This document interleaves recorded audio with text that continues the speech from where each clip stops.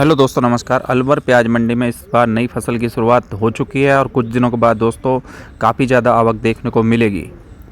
दोस्तों इस बार भी प्याज किसानों के लिए नई सौगात लेकर आया है। दोस्तों प्याजों के भाव लगभग 5-6 महीने से लगातार एक स्थिर भाव पर चल रहे हैं। लगभग 30 रुपये किलो से लेकर और 45 रुपये किलो के बीच में प्याजों के भाव बने हुए हैं। प्याज का भाव स्टॉक पर निर्धारित होता है। इस समय नई फसल में कर्नाटक, अलवर और एमपी के कुछ इलाके और महाराष्ट्र की नई फसल चल चुकी है। पर दोस्तों जो बम्पर मात्रा में जो प्याज की फसल है वो इस समय कर्नाटक और कुछ दिनों के बाद अलवर से चलने वाली है। इस समय जो प्याज का भाव है स्टॉक पर निर्धारित रहता है। अगर स्टॉक ज़्यादा होता है तो प्याज का भाव कम रहता है, अगर स्टॉक कम हो तो प्याज का भाव तेज़ रहता है। तो कुछ विगत 2-3 सालों से ऐसा ही हो रहा था। महाराष्ट्र और एमपी के किसान लगभग स्टॉक को काफ़ी दिनों तक रख रहे थे और जब अलवर की प्याज शुरुआत होती तो उस समय बेचने के लिए वो भी तैयार होते थे। पर इससे नुकसान ये हो रहा था, ना ही अलवर के किसानों को भाव मिल पा रहा था, ना ही एमपी और महाराष्ट्र जिन किसानों ने प्याज के स्टॉक को रोका था उनको भाव मिल पा रहा था।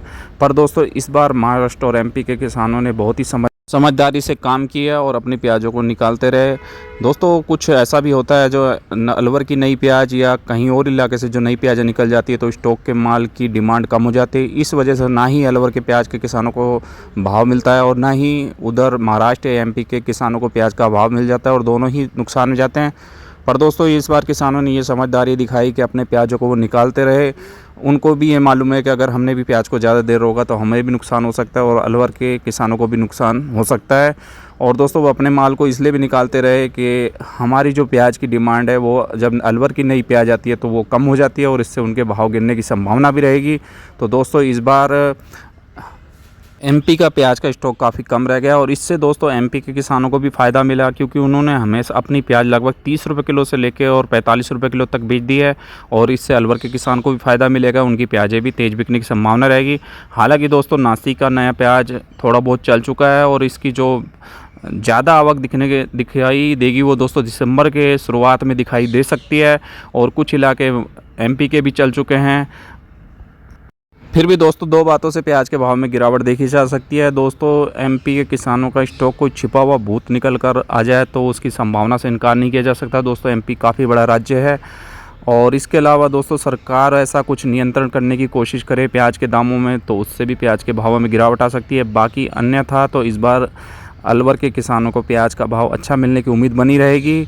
और दोस्तों अलवर के किसानों से अपील की जाती है अपनी प्याज को धीरे धीरे करके निकालते रहें। दोस्तों जो इस समय जो भाव चल रहा है वो काफ़ी अच्छा भाव चल रहा है और ज़्यादा लालच में ना पड़ के रहें कि कहीं प्याजों के दाम ज़्यादा होंगे। और दोस्तों हमेशा ऐसे चोट खा जाते हैं, कई बार ऐसी उम्मीद लगा बैठते हैं कि प्याज का भाव 80 या 100 रुपये किलो होगा और दोस्तों हर बार उम्मीदों को काफ़ी गहरा झटका लगता है। हालांकि दोस्तों हम शुभकामनाएं देते हैं कि प्याज का भाव इस तरह भी पहुँचे। पर दोस्तों अपने प्याजों को थोड़ा थोड़ा अगर सुखाकर मंडी में लेके आएँ, अगर गीला प्याज लाएंगे तो व्यापारी भी उसको नहीं खरीदेगा और उसके भावों में भी गिरावट होगी। और अपना प्याज सुखाकर मंडी में लाएँ। पर जो भी अगर ज़्यादा भावों के इंतज़ार में ना रहें। अगर आपकी फसल तैयार है और प्याज मंडी में लाने के लायक है तो उसको थोड़ा थोड़ा करके अपना प्याज को मंडी में पहुंचाने की कोशिश करें, क्योंकि काफ़ी अच्छा भाव भी है। इस भाव में भी कोई बेचने में कोई बुराई नहीं है। और दोस्तों मैं आप सभी को मेरी तरफ से आप सभी को दीपावली की हार्दिक शुभकामनाएं देता हूं। धन्यवाद दोस्तों।